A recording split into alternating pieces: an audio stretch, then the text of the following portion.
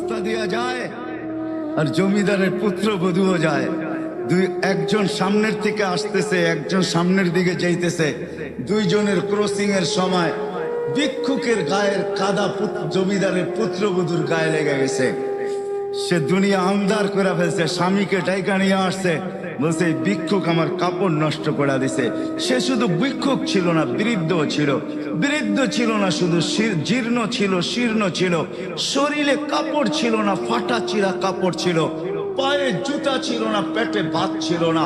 জমিদারের পুত্র সইতে পারে নাই, যৌবনী শক্তি সয় তো সয় কি কইরা তার স্ত্রীর গায়ে ভিক্ষুকের কাদা, বস সমগ্র শক্তিকে হাতে জমা করা একত্র করা বৃদ্ধের গালে বসায় দিছে। বৃদ্ধ কিচ্ছু বলে নাই, শুধু উপরের দিকে তাকায় দুই তিনটা শব্দ উচ্চারণ করছেন।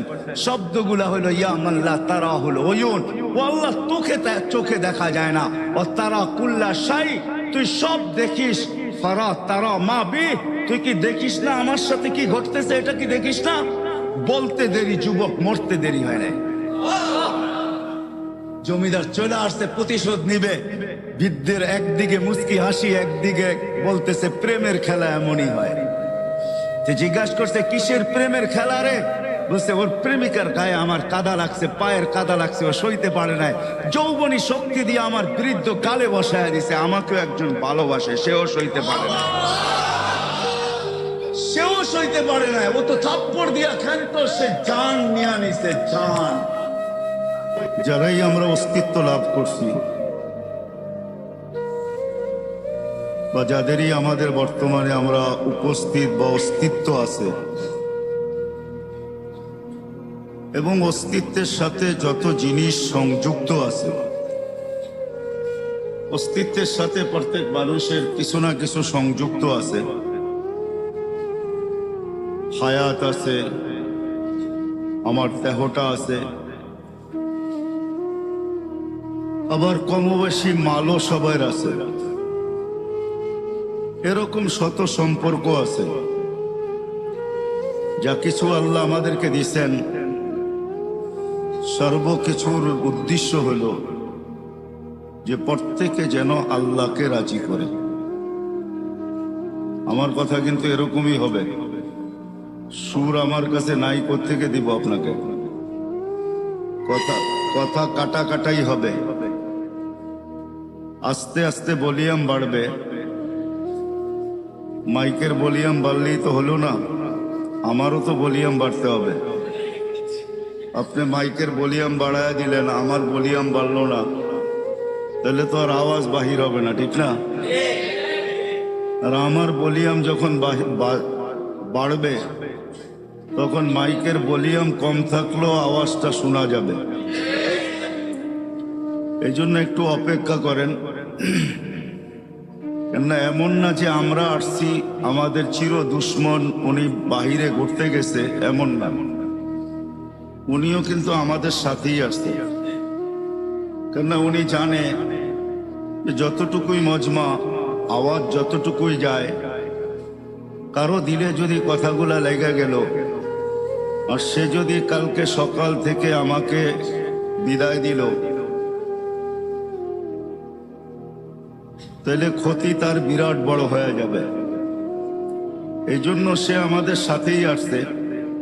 শুধু সে আসে নাই, আরেকজনকে সাথে নিয়ে আসছে, যেটা সদা সর্বদা আমরা ভিতরেই বহন করে রাখি। আমাদের মনটা আমাদের ভিতরেই আছে। না, মনই শয়তানকে শয়তান তৈরি করছে।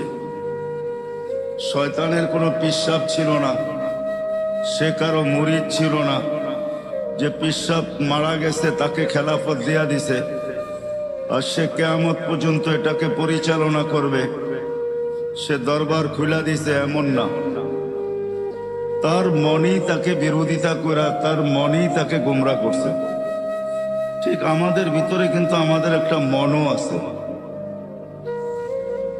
যেটা শয়তানকে পদভ্রষ্ট করছে।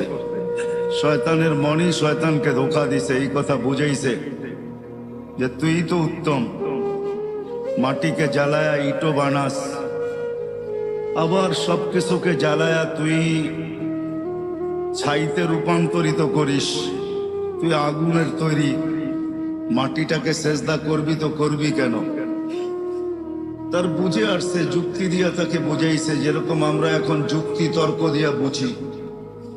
সবাই মনে মনে ভাবে, কথাগুলা শুনি, ভালো লাগার পরেও অনেকজনে এই কথাই বলবে যে আমাদের বিবেক বুদ্ধি বিদ্যা কি কম আছে নাকি?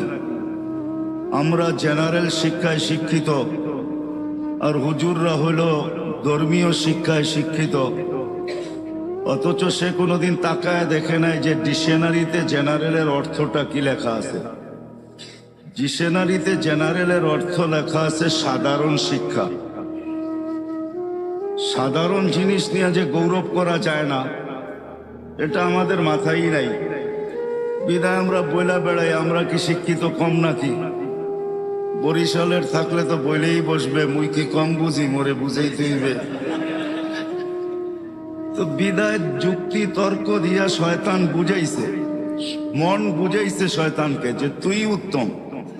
এই জন্য সে সৃষ্টি যদিও আল্লাহর পাওয়ার সম্বন্ধে আমাদের চেয়ে শয়তান 1000 কোটি গুণ বেশি জানে।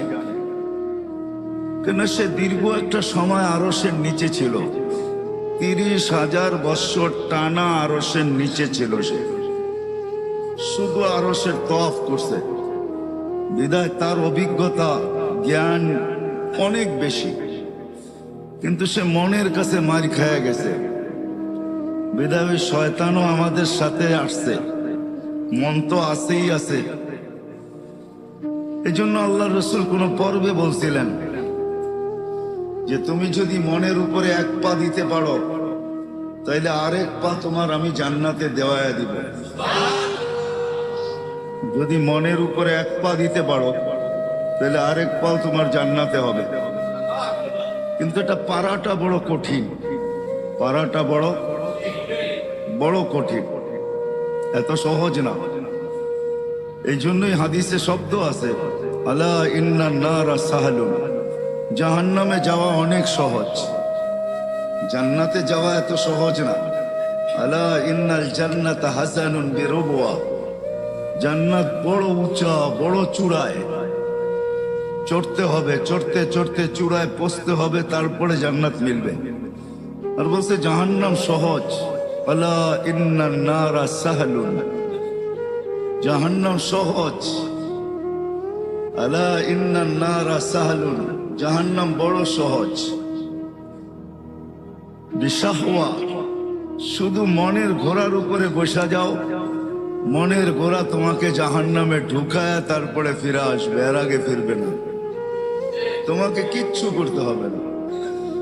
বিদায় ধৈর্য সহকারে ধ্যান দিয়া শুনবো, তাইলে কথাগুলো বুঝে আসবে।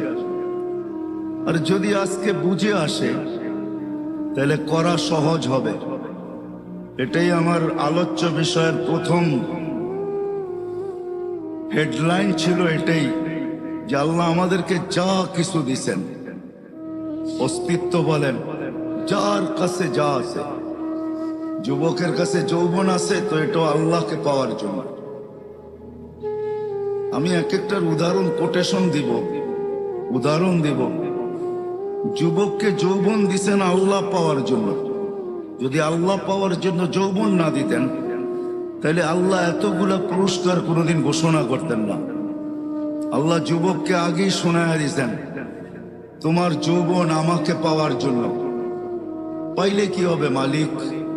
তোমার জন্য এখন থেকেই আমি আরশের নিচে গ্যালারি বানাইতে শুরু করব। নর্মাল গ্যালারিরা super deluxe gallery,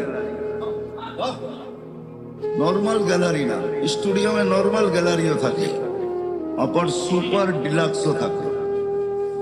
super deluxe যেটা হয়, ওটার ভিতরে চেয়ারও আলাদা, এসিও লাগানো থাকে, দেখতে অসুবিধা হইলে প্রজেক্টরও থাকে।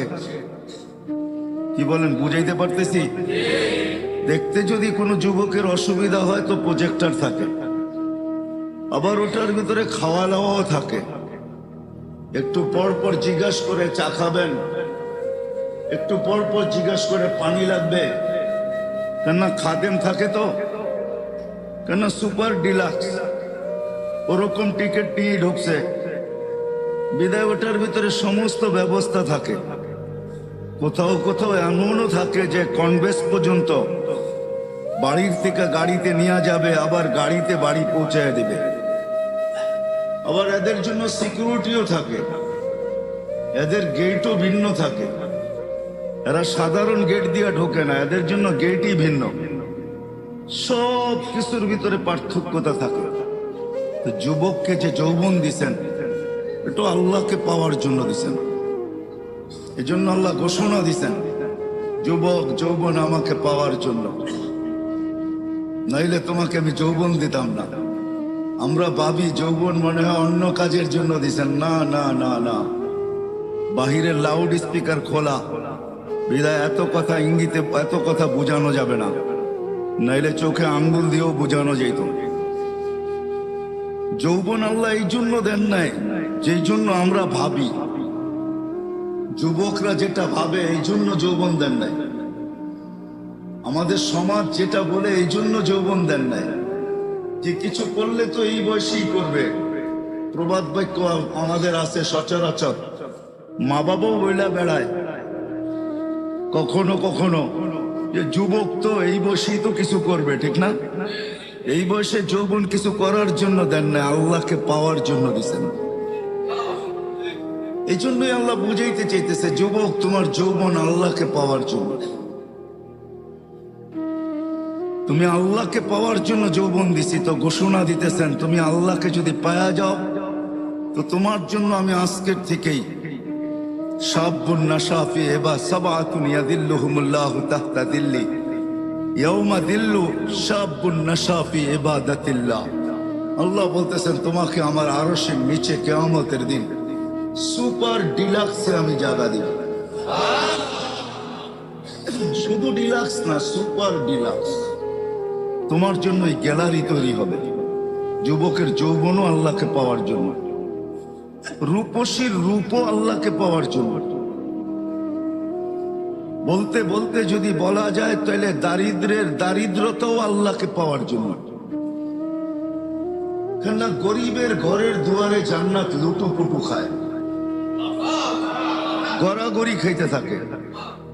এই জন্য আল্লাহ রসুল বুঝাইছেন গরিব, বলছে হ্যাঁ গরিব, বলে কোনো চিন্তা নাই, আমিনু আলা রব্বিকুম সাল্লু খামসাকুম সুমু শাহরাকুম মুতু ওয়াদখুলু জান্নাতা রব্বিকুম।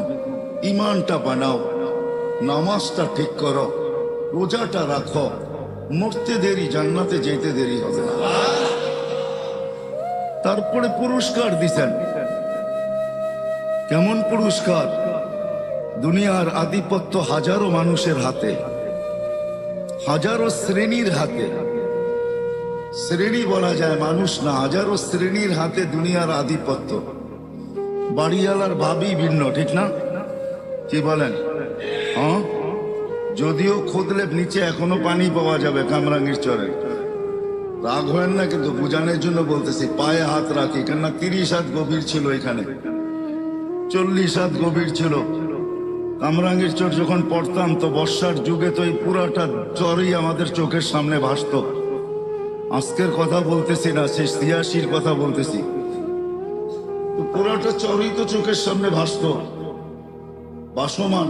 তো বাড়িওয়ালার ভাবি ভিন্ন। তো হাজারো শ্রেণীর হাতে এখন দুনিয়ার আধিপত্য, ঠিক না? মার্কেটওয়ালা হলে তো কোনো কথাই নেই, ঠিক না? আমি আপনাদের এখানের একজন লোককে চিনি যে এখানের মার্কেটের মালিক। আপনাদের এখানে হবে না হয় কালীগঞ্জ হবে, মনে হয় এইখানেই হবে, কামরাঙ্গীর চরেই। উনি আমেরিকাতে থাকে, এইখান থেকে টাকা যায়, ওইখানে বসে আরামে থাকেন, কিচ্ছু করেন না। জিজ্ঞাসা করলাম কিছু করেন না, কিভাবে চলেন? হুজুর চিন্তা করেন না, আমার মার্কেটের দোকান আছে তো, 50-60টা দোকান আছে, যা বাড়া আসে ওটা দিয়ে আমার চলে যায়। তো যেটা বুঝাইতেছিলাম, হাজারো শ্রেণীর হাতে দুনিয়ার আধিপত্য। আমি বিভক্ত দেখাইতেছি না, কিয়ামতের দিন আধিপত্য হবে গরিবের হাতে। কিয়ামতের মাঠের সর্দার গরিব, কিয়ামতের মাঠের আধিপত্যওয়ালা গরিব। কিয়ামতের মাঠের রংবাজ গরিব, যত শব্দ দুনিয়াতে আছে আধিপত্যের জন্য সব ওর লোকে ফিট করতে পারেন। এই জন্যই হাদিসে আছে কিয়ামতের দিন ফেরেশতা আসবে ওর কাছে হিসাব দিতে, চলো তো ফেরেশতাকে ও চোখ দেখায় দিবে, ফেরেশতার চোখে আঙ্গুল ঢুকায় দিবে আর বলবে আইয়ু হিসাবিল্লানা, আমাদের কিসের হিসাব, পাগলি এখান থেকে, আমাদের কিসের হিসাব? তো তর্ক বিতর্ক আল্লাহ দেখবে, জানবে। আল্লাহ জিজ্ঞাসা করবে তর্ক বিতর্ক কিসের? কয় গরিব হিসাব দিতে রাজি না। আল্লাহ বলবে শান্ত ভাষায় জিজ্ঞাসা করো, ভদ্র ভাষায়, কেন দিবে না? তো গরিবের কাছে ওই দিনও লজিক থাকবে, যুক্তি থাকবে। বলবে মা আতান আল্লাহু মালা, দুনিয়াতে মাল দেয় নাই, কিসের হিসাব? মালই তো দেয় নাই। সকালে আনছি বিকালে শেষ, বিকালে আনছি সকালে শেষ। নুন আনতে পান্তা শেষ, পান্তা আনতে নুন শেষ। 1 তারিখে পাইছি, 20-25 তারিখে শেষ। মালই নেই, কি হিসাব? আল্লাহ স্বীকারোক্তি দিবেন, গরিবদের পক্ষে আল্লাহ যাবে আর বলবে সাদাকু, এরা সত্য বলছে, মাল দেয় নাই। হয় দুনিয়ার জোট কোনো জোট না, জোট তো হবে কিয়ামতের দিন। ওমতাজুল ইয়াউমা আইয়ুহাল মুজরিমুন, এটাই আল্লাহ বুঝাইতেছেন, কিয়ামতের দিন জোট হবে, জোট। ওমতাজুল ইয়াউমা আইয়ুহাল মুজরিমুন, ওই দিন জোট হবে, জোট। জোট বোঝেন? ঐক্য, জোট। ওই দিন হবে জোট, গরিবরা জোটবদ্ধ হবে, স্লোগান দিবে, বলবে আল্লাহ যখন বলবে সত্য বলছে, তখন বলবে আইয়ু হিসাবিল্লানা মা আতানা আল্লাহু মালা লিমাযা তুহাসসিরুন ওয়া তুতাআখারুন, কেন তোমরা আমাদেরকে ঘিরা রাখছো আর আমাদেরকে দেরি বা কেন করাইতেছ? মাল তো দেয় নাই আল্লাহ, আল্লাহ তো বললো সত্য, মাল দেয় নাই, তো কেন আমাদেরকে বাধা দিয়ে রাখছো? স্লোগান এটা চলবে। তো আল্লাহ বলবে আল্লাহ মাল নাকি দেন নাই? ফেরেশতারা বলবে মাল নাকি দেখ না? আল্লাহ বলবে সত্য। বলবে কি করব? তো আল্লাহ বলবে গাত্তুহুম আস্তুরুহুম, তাড়াতাড়ি এদেরকে লুকাও আর ঢাকো, কেননা এদেরকে সামনে যা শোনাবো, দুনিয়াতে এদের উপরে যারা দয়া করছে একজনকে জান্নাতে যেতে দিবে না। কেননা কিয়ামত বদলার দিন, যে যার সাথে যা করছে তার বদলা তাকে পাইতেই হবে। ইনকানা খায়রা ফাখায়রা, যদি ভালো করে থাকে তো ভালোর বদলা পাবে, সেই ভালো যদি 1 গ্লাস পানিও হয় এটারও বদলা সে পাবে। এই জন্য হাদিসে আছে 1 গ্লাস পানির বিনিময়ে জান্নাতে যাবে, 1 গ্লাস পানি। যেই দোকানদাররা দোকানের সামনে ফ্রি পানি রেখা দেয়, হয় গরমের দিন রিক্সার থেকে নামছে, পিপাসা লাগছে, তো দোকানের সামনে ঝাড় রেখা দিছে পানির, ওইখান থেকে 1 গ্লাস পান করে বাড়ির দিকে হাঁটা শুরু করছে। সে রাখছেই পথিক খাবে, ওই 1 গ্লাস পানির বিনিময়ে সে জান্নাতে যাবে। কেননা চিত্র যদিও পানকারী ধারণ করে নাই, বা চিত্র যদিও যে পান করাইছে সেও ধারণ করে নাই। চিত্র বোঝেন? আরে বোঝেন না কি চিত্র? চিত্র কি? ছবি তুলে রাখে নাই সে, যদিও তার দোকানের ক্যামেরা স্ন্যাপ নিছে, ছবি কালেক্ট করছে, কিন্তু এটা বেশি দিন ছিল না। হয়তো যতদিন এটার ভিতরে সিস্টেম আছে, 15 দিন, 1 সপ্তাহ, 1 মাস, 1.5 মাস, হয়তো এতদিন পরে নিজে নিজে ডিলেট হয়ে গেছে, কিন্তু আল্লাহ এই চিত্রকে ধরে রাখছেন। কিয়ামতের দিন যে পান করছে সে যদি জান্নাতে যায়, আর যে পান করাইছে সে যদি না যায়, তো আল্লাহ ওই যে যাবে না, যে পান করাইছে তার সামনে চিত্র তুলে ধরবে আর তাকে দেখায় দিবে, ওই যে যায় বদলা নিলে নিতে পারো। তো হাদিসে আছে সে যে গতি রোধ করবে, গতিটাকে রোধ করবে আর বলবে 1 গ্লাস পানি আমার দোকানের সামনের থেকে তুমি কখনো পান করছিলা, বিনিময় দিতে হবে। ওই দিন নেই নাই বটে, কিন্তু আজকে প্রয়োজন বিদায় আজকে নিতে বাধ্য। আমাকে বিনিময় দিবে, তারপরে যেতে দিব, নাইলে যেতে দিব না। কথা লম্বা হয়ে যাবে। সে ভাববে মনে মনে যে চিনি না, জানি না, শুনি না। আর জান্নাতের কিয়ামতের মাঠে এই চিত্র হবে এটাও কোনোদিন শুনি নাই। দুনিয়ায় শুনতাম যে ঠেকবাজ আছে, ছিনতাইকারী আছে, ডাকাত আছে, কিন্তু এরকম দিনে দুপুরে কিয়ামতের মাঠে কেউ ঠেক দিবে এটা তো জানতাম না। তা আল্লাহ জিজ্ঞাসা করবে কি ঘটছে, তা আল্লাহকে পুরা শোনাবে। তা আল্লাহ বলবে তুমি চিনো না? বলে না আল্লাহ, চিনিও না, জানিও না, মনেও নাই, কোথাও মনের কোনায় নাই। মেমোরি পুরা তালাশ করে দেখছি, কোথাও এই জিনিস পাই নাই। তো আল্লাহ আজকে যেটা সেভ করে রাখছে ওই চিত্র আল্লাহ তুলে ধরবে, এই যে দেখো। তখন তার মনে আসতে বাধ্য হবে। তো আল্লাহ বলবেন যে এইবার প্রতিদান দাও। তো সে বলবে আল্লাহ আমি তো আপনার করুণায় যাইতেছি, আমি তো আপনার দয়ায় যাইতেছি, আপনার অনুগ্রহে জান্নাতে যাইতেছি, আমি একে দিব তো দিব কোত্থেকে? তখন আল্লাহর রহমতে জোশ আসবে। আল্লাহ বলবে খুজবি ইয়াদি আখিকা ওয়াদখুলিল জান্নাহ, দুইজন দুইজনের হাত ধরো আর সিধা জান্নাতে চলো। সময় অল্প, আপনাদেরকে আমি বুঝাইতে পারবো না। লম্বা সময় হতো তাহলে বোঝানো যেত, এজন্য সময় স্বল্পতার কারণে কিয়ামতের দিন গরিবদেরকে আল্লাহ বলবে যে ডাকো আর লুকাও। এজন্যই পরক্ষণে যা শোনাবে, যারা দুনিয়াতে গরিবের উপরে দয়া করছে তারা সব পিছন থেকে এসা পাঞ্জাবি টাইনা ধরবে। কেননা কিয়ামতের মাঠ বদলার দিন, যে যার সাথে যা করছে ওটার বদলা দিতেই হবে। হুকুকুল্লাহ তো মাফ হবে, কিন্তু হুকুকুল ইবাদ একটাও মাফ হবে না। না না না, মাফ হবে না। আমরা তো হুকুকুল্লাই মানি না, হুকুকুল ইবাদ কোত্থেকে মানবো? হুকুকুল ইবাদ বলতে তো আমরা চিনিও না, জানিও না। খায়ের এটা আলাদা আলোচ্য বিষয়, ওইদিকে আমি চাইতে চাই না। যেটা বুঝাইতে চাই ওইদিকেই যেতে চাই। বিদায় ডাকবে, লুকাবে, তারপরে আল্লাহ বলবে কানে কানে বলে দাও ইনতালিকু ইলাল জান্নাতি বিগাইরি হিসাব ওয়ালা কিতাব, জান্নাতে চলে যাও তোমরা, না হিসাব না কিতাব। হ্যাঁ, দারিদ্র তো আল্লাহকে পাওয়ার জন্যই দিয়েছেন। আজকে যারা দরিদ্র না, বড় গরিব না, ধনী, হায় হায় হায়, তাইলে কোনোদিন দারিদ্রতা যদি আল্লাহকে পাওয়ার জন্য না হইতো, তাইলে কোনোদিন হাদিসে এই কথা আসতো না যে আল্লাহ বলবে ধনীদেরকে দেখায় তুমি 500 বছর জান্নাতের নেয়ামত ভোগ করো। কেননা ধনীরা তোমাদেরকে দেখায় ভোগ করছে।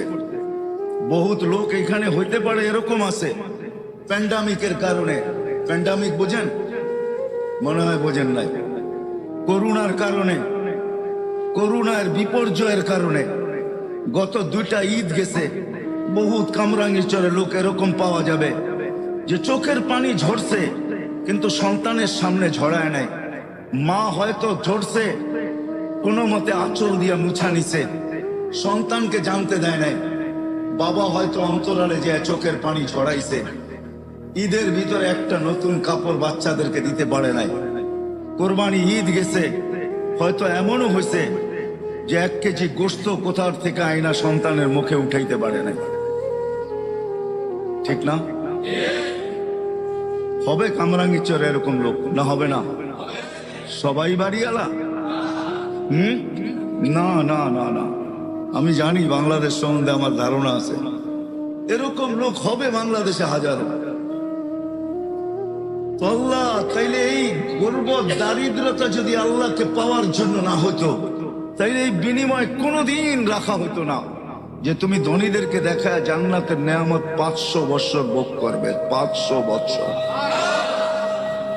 না। কামরাঙ্গীরচরেও কিছু দোকান আছে, রিক্সাওয়ালা সামনে দিয়া যায় আর মনের ভিতরে আগুন জ্বলতে থাকে, আর কখনো কখনো অভিযোগও আল্লাহর বিরুদ্ধে করতে থাকে যে আল্লাহ আজ পর্যন্ত তো এতটুকু পয়সা দিলা না যে এই দোকানটায় ঢুকি আর এইখানে কি তৈরি হয়, কমসে কম একটা আইটেম হইলো খাই বা একটা আইটেম হইলো বাড়িতে নিয়ে যাই। এরকম দোকান নাই কামরাঙ্গীরচরে? আপনাদের এই মার্কেটেই আছে। ফাস্ট ফুড যেখানে বিক্রি করে, ভালো ভালো নামি দামি হোটেল যেগুলা বিকালে চালু হয়, রাত্র 1টা-1:30 পর্যন্ত চলে। গ্রিল, সিরিল, বার্গার, সার্গার, কত রকমের আইটেমের খাওয়া, ঠিক না? হাজারো ব্যানওয়ালা ডেলি যায়, আর মাঝে মাঝে দেখে এরকম কোনো ক্যামেরা আসে নাই যে ওটার স্ন্যাপ নেওয়া যায়। স্ন্যাপ বুঝেন, চিত্র নেওয়া যায়, যে ওই সময় ওর দিলের ভিতরে কি বলতে থাকে। কেননা ওর ঘরের বাচ্চারাও মনে চায় যে এই খাওয়া খাই, ঠিক না? হ্যাঁ, ওর দিলের অবস্থা কি হয়। এই জন্য দারিদ্র তো আল্লাহকে পাওয়ার জন্য, নাইলে আল্লাহ এত বড় পুরস্কার কোনোদিন রাখতেন না যে তুমি 500 বছর ভোগ করবে। ধনীরা দেখতে থাকবে গ্লাসের এই দিক থেকে, তুমি থাকবে ওই পারে, এরা থাকবে এই পারে, তুমি খাবে বার্গার।